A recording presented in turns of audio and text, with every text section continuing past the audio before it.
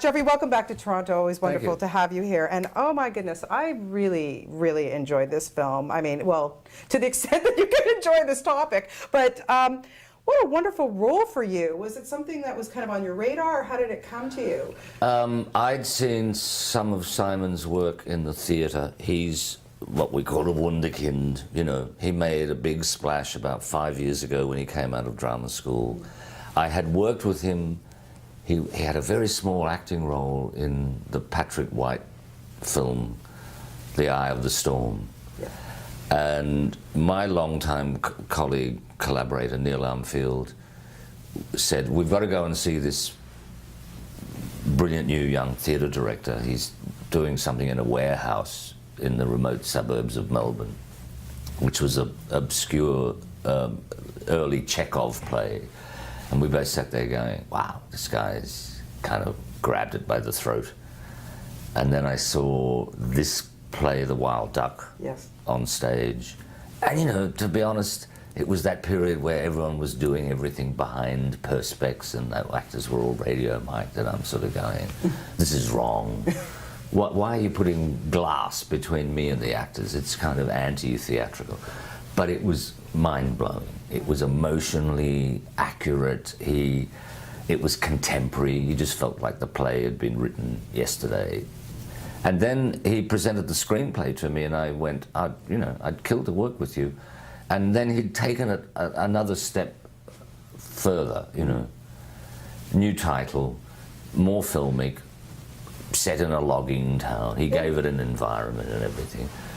And it's a pretty mean 90-minute gift of storytelling, I think, about a community, you know. Yes. But that's sort of there in the Ibsen. I suggested to him that you should just call it Duck. I like the idea of when the credits came up, it was big font, fill the screen. I like that. Duck. Geoffrey Rush. Because the duck, I love the it. duck was pretty amazing. The duck to was work pretty with. amazing. Yeah, yeah. I wonder if you got a lot of the paid duck very well. hit the cutting room floor. Too good. I hope you guys didn't Always have a big great feast eye at the lines. end. Yeah, We did not have a big we duck didn't, feast. We didn't. Okay, that's good to hear. We didn't eat our co-stars. You can't eat your co-stars. Do you think secrets are better left untold? It's scary, isn't it? The whole idea of saying we want, you know, everyone talks. I mean, the word transparency used to refer to color slides. Do you know what I mean? When people would have slide evenings and they'd say, oh, would you have these transparencies? Transparency's now become the big buzzword in politics, where we see everything. It's open, it's honest, it's truthful.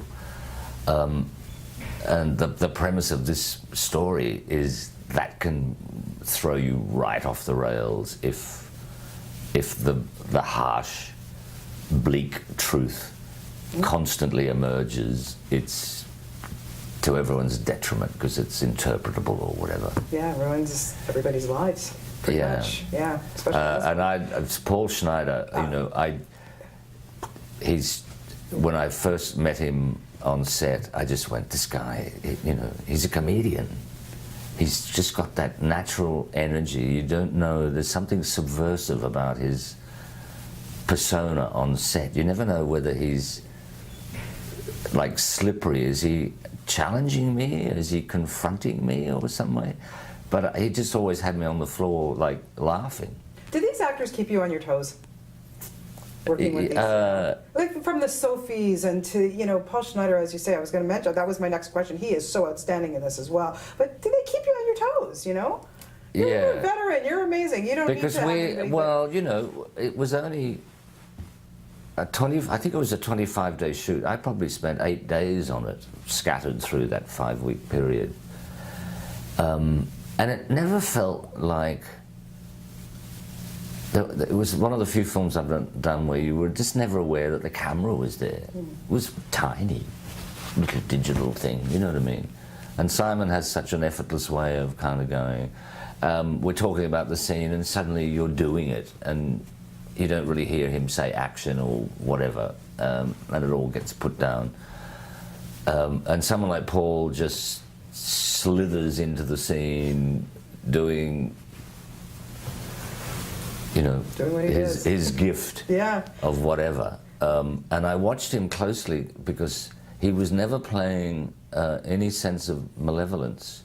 He was really digging for how do I correct these people's lives to be better for them?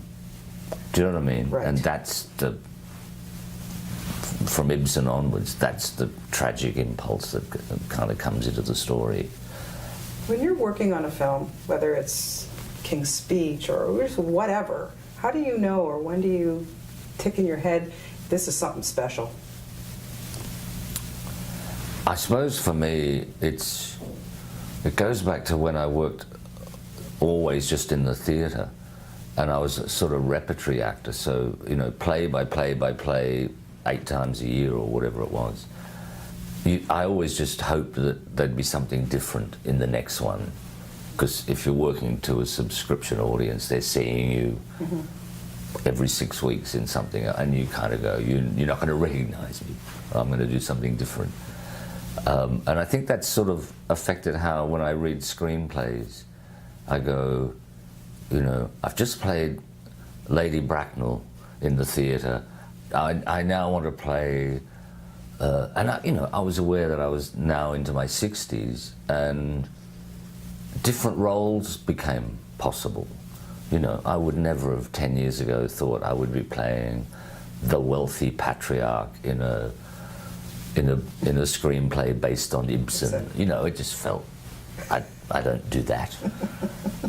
And that was part of the attraction, to go, oh, I can go into this world. And Simon was, you know, familiar with my work in the theatre and on film and stuff. And I suppose being around, you know, a hot late 20s theatre director making his first film with Jan Chapman, who's one of our great producers. You know, I'd worked with her on Lantana. She's done all of the Jane Campion films, etc. You knew that you were dealing with sensible artists. Yeah, this is really, like I say, wonderful. Great to see you, of course. And that Odessa young boy, she's going to take off from this film. Whoa, she's good in this movie. Wow, just like I say, just great performances. I know. I don't know where it comes from. She was 16 when we shot the film a year ago. Just amazing. And you know, when I was 16, I was doing plays at high school. She had 2 films in the Venice Film Festival this year, you know. I hate her. Don't you hate her? Don't you just hate her? No, she's wonderful. Always lovely to talk to you. Thank you. So I know you've got a busy day, but, you know, just keep them coming, okay?